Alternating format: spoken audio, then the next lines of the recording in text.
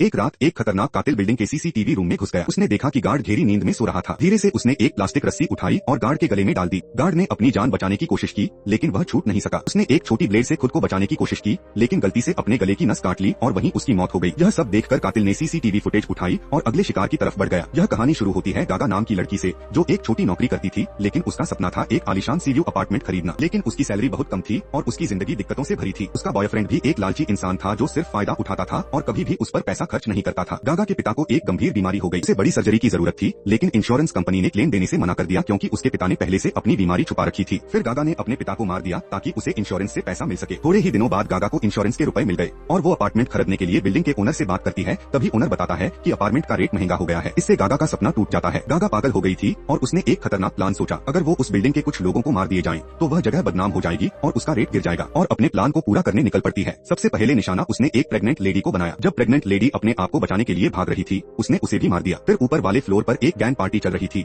जिसमें लोग ड्रग्स और लाउड म्यूजिक एंजॉय कर रहे थे। वहाँ भी घुस गई और सबको बुरे तरीके से मार दिया। इस बिल्डिंग का हर एक इंसान खत्म हो जाए ताकि बिल्डिंग का रेट कम हो जाए और वह सस्ते दाम पर मकान खरीद सके। सब लोग मारे जा चुके थे, लेकिन तभी डोरबेल बजी, पुलिस आ गई थी। गागा ने एक्टिंग की कि वह बस एक सामान्य किराएदार है जो सो रही थी, लेकिन तभी एक घायल लड़की अंदर से भागकर पुलिस से मदद मांगने लगी। पुलिस ने जब अंदर देखा तो खून से भरा भयानक